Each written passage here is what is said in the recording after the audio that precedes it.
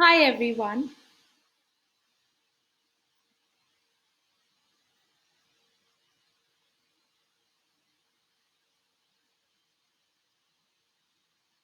I think I'm having some trouble.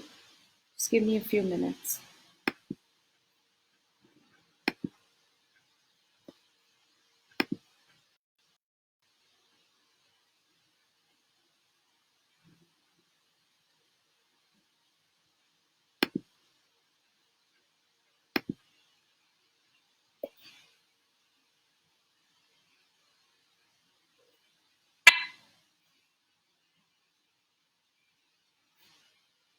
All right.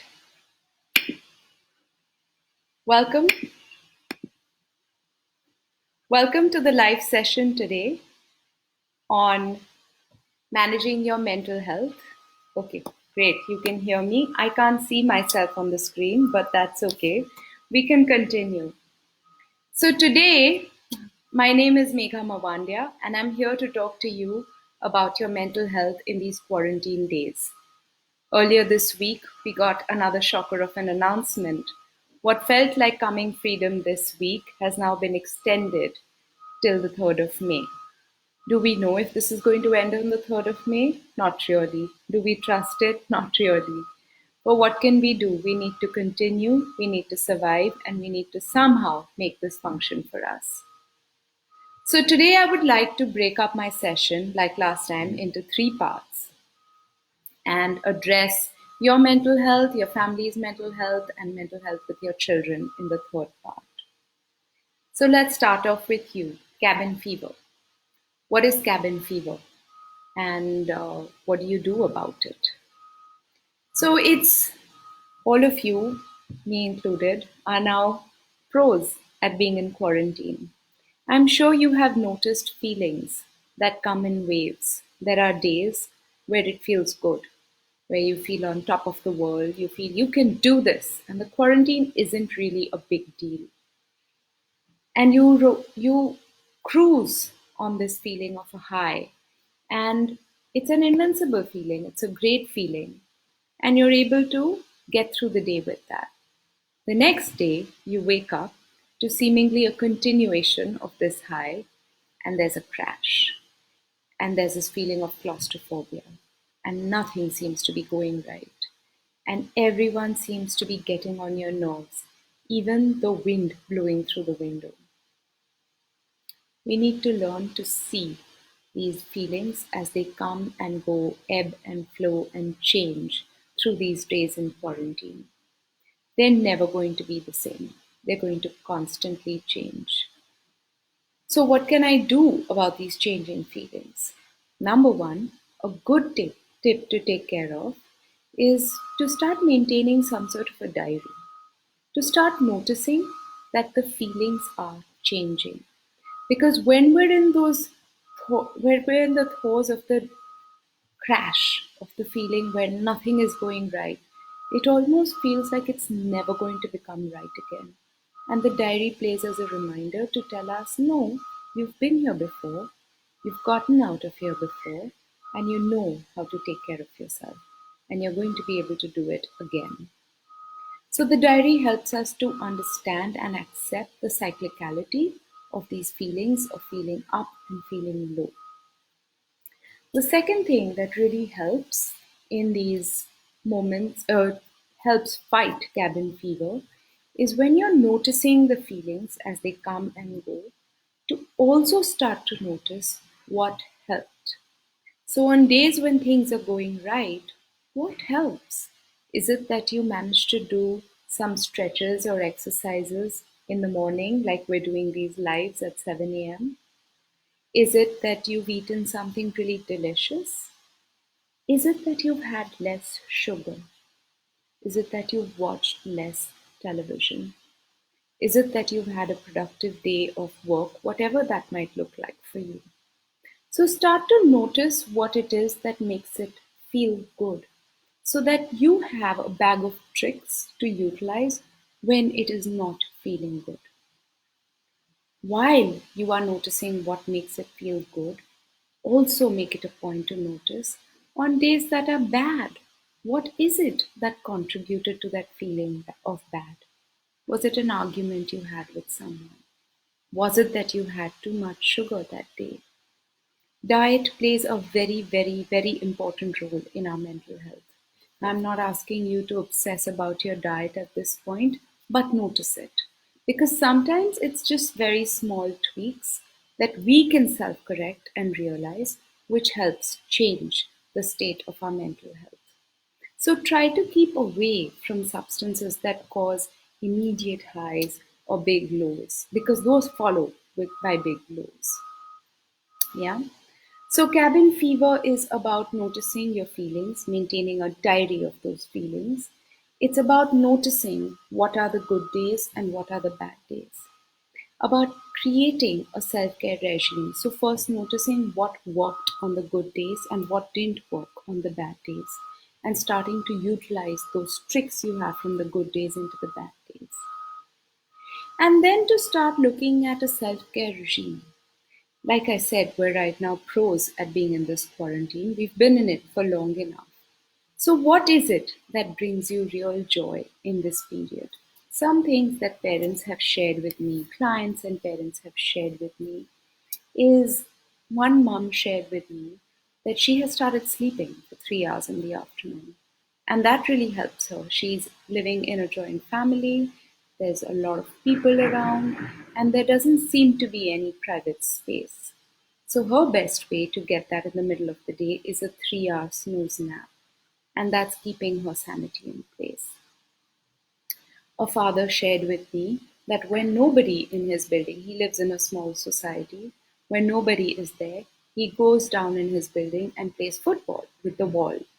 And that keeps his sanity going.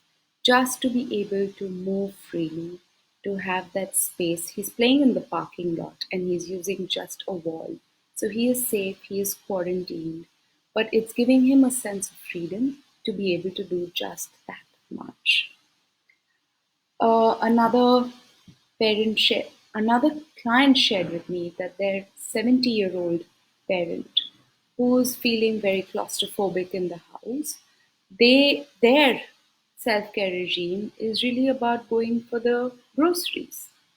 So they're taking care of all the things that they need to go for the groceries. They're going in a quarantined car, and he's not leaving the car at all.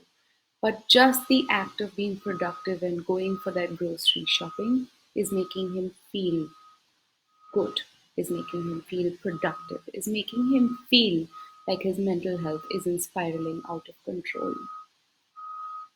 I am personally taking 2 baths a day, and just the routine of my morning bath and the afternoon bath, and the time I spend before and after the bath makes me feel centered and helps me to look forward to the bath that's coming, and also centers me to be able to deal with the next 6 8 hours that I'm going to be in without that between those baths.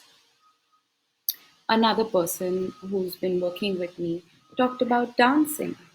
So it's something really interesting that he does. He has set timers on his phone. Every 2 hours, music starts to play. And that music is dance music. It's a reminder it is time to dance. And that's what they're doing. He brings his family together and they just dance every 2 hours for 5 minutes. Listening to music, great way to take care of your mental health. It doesn't need to be shared with the family. You could just put on some headphones and listen to your music. But it's a way to zone out and create an alternate world for yourself. Music has the power to be able to do that. And lastly, meditate. I can't stress the importance of it. It isn't for everyone. My children today, who are 9 and 12, decided to try their hand at meditation, and they did a form of guided meditation where for 1 hour they were they were transcended into this world and they came out of it feeling energized, invigorated, and ready to tackle the rest of their schooling day. So they had a great time meditating. I think it's a matter of finding the right guidance for yourself, finding the right guided meditation program. There are enough out there. but do try it. It is extremely beneficial and helpful when we're able to get our hands onto it. So that's about cabin fever. I see a lot of messages coming in on the live stream. I'd love to address any questions if you have about about cabin fever, and any tips that you're utilizing to take care of your mental health and to keep cabin fever away for yourself. The second thing I'd like to address today is about marital conflicts. Marital conflicts are on the rise. We're seeing domestic abuse on the rise. We're seeing a lot of challenges that are coming into families where there is a fair amount of brushing under the carpet and there are a fair amount of explosions that are coming through. The one thing we need to realize in this period is we need to stop planning for times outside quarantine. So everyone around, when we got into it, it became, okay, this is a 3 week period. I need to make this count for what happens after this 3 week period. Now it is extended from a 3 week into a 5 to 6 week with a question mark at the end of it. We need to realize that this time that we're in is leaving us with this feeling of uncertainty. And when we're in this uncertainty, the ability for us to be able to comprehend what happens after or what are we supposed to do after this time is very difficult. Particularly holds true when we're talking about marital conflicts. This is not a normal marriage. This kind of time that we're spending with each other, this kind of stress that we're experiencing while we are in quarantine with each other, is not the recipe to give us a glimpse into a happy marriage. So, what do? Number one, we recognize, accept that this is now, and this means not planning for the future. Secondly, we need to stay away from conflicts. So, if your spouse is experiencing cabin fever, stay out of their way. If you're experiencing cabin fever, stay out of everybody else's way, because anyone who comes in your way is just going to be collateral damage. Give each other space, give everyone involved space. And when I talk about giving space, I don't necessarily mean physical space, because for a lot of us, that physical space is impossible. So, utilizing tricks like listening to music with headphones on, or reading a book, or going for a bath is an act of giving space, because it is an act of separating yourself mentally, emotionally from another person and taking care of yourself. So, being the driver of your own mental health and not depending on the other from it. Try to ignore. So, every time that there's a trigger coming your way, find ways in which you're going to be able to ignore that trigger. If we're not going to become successful at ignoring that trigger, we're going to engage every single time. The problem with engaging every single time is we're not getting the opportunities to disengage, because there are no distractions to take us out of that engagement. So we need to get it that this is not the time to discuss our future, and this is the time to act on what is going on now. There are enough families where the marriages aren't very good. They're not feeling good. They are on the brink of a breakdown, or they've been functioning at a status quo with the idea that you do your thing, I do my thing. The problem is there is no your thing or my thing right now. So, what can we do in that situation? We need to stop planning for the future. So, instead of thinking we were about to get separated, this is how we are supposed to function in that process of separation. Can we change it into, in this quarantine, I need this marriage to be this? So, whatever was going on before, whatever will go on after, this quarantine is in itself an event. And this in itself is a lifeline. So, we just need to look at surviving this. So, if this means we're going to pretend that we don't exist for each other, so be it. If this means I'm going to cook, you're going to take care of the children, so be it. If this means we're going to, whatever happens, we're going to play a game of cards every evening, so be it. There could be good out of it, there could be bad out of it. But the moment we remove the pressure of planning for after quarantine, we find the ability to plan for within quarantine to be much easier, more doable, and way more effective than it would be if we keep thinking about after quarantine what is going to happen. So, when it comes down to marital conflicts, let's just bring it down to what we need to plan for right now at this moment. Third point in our talk today, which is to talk about children. So, try as we might, we have a lot of live sessions we're doing, board meetings that are going on, meetings, calls with clients, or updates with our boss that we get onto calls for. And we try to create these wonderful backgrounds and sterile atmospheres to be able to conduct these meetings. It is not always possible, especially when children are much younger and you have pressure cookers in the kitchen, which tend to go off at an alarming frequency. It becomes very hard to be able to maintain the professional setting that we're used to putting in front of in, in our work gatherings. So, what do we do when things aren't able to be that professional? Number one, accept it is okay. Everybody knows everybody is working out of their houses. There's really nobody who is working out of an office. So everybody is facing the same problem.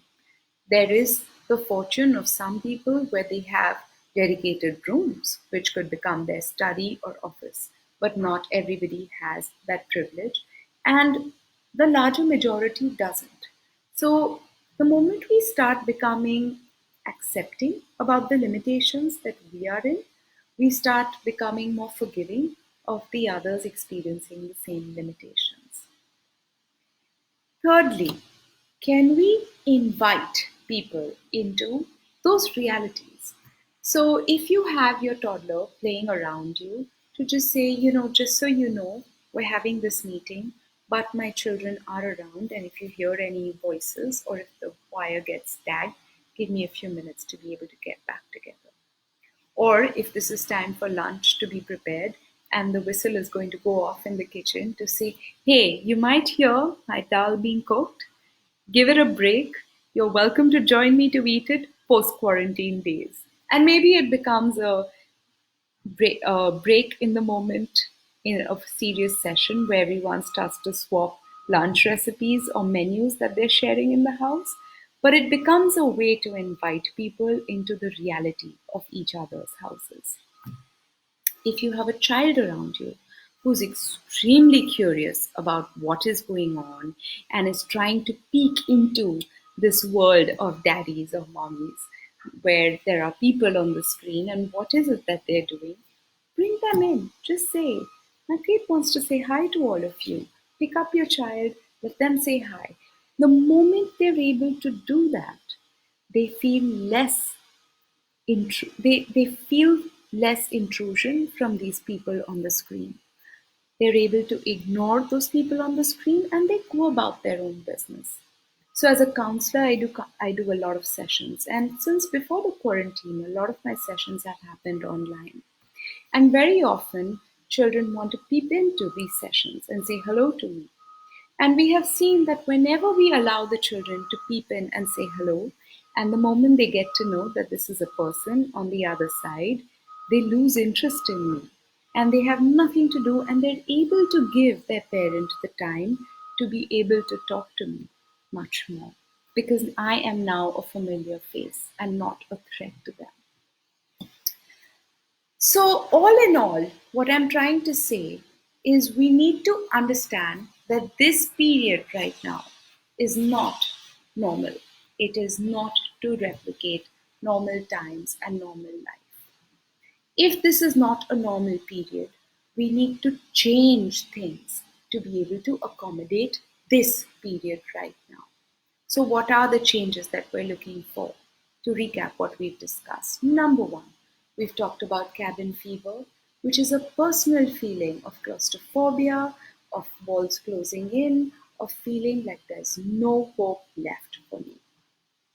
As I fight this claustrophobia, actually, fight is the wrong word. This claustrophobia is not to be fought, it is to be embraced, it is to be accepted.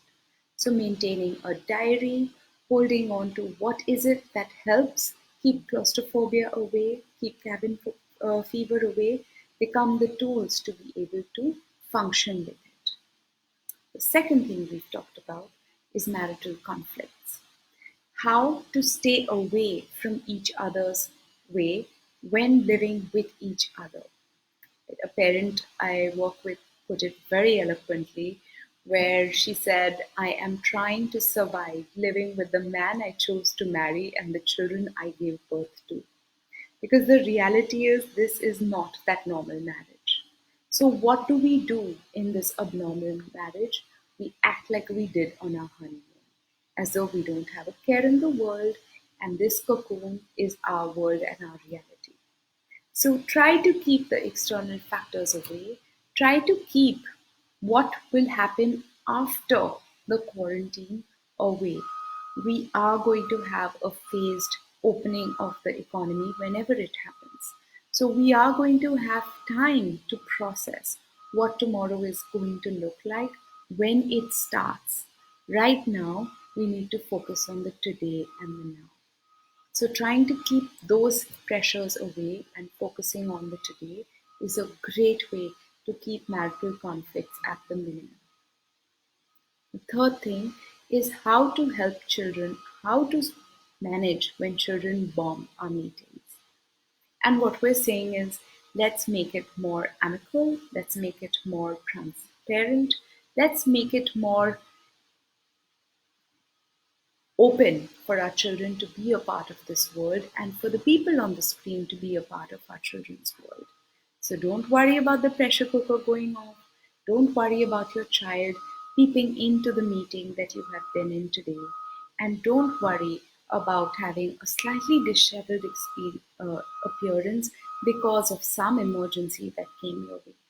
Everybody is in the same boat and everybody is trying to make the best out of their situation. I hope you'd enjoyed today's session. I hope this has worked well because I have done this session today without being able to see the live stream working at all. Hopefully, we'll have less technology issues next time.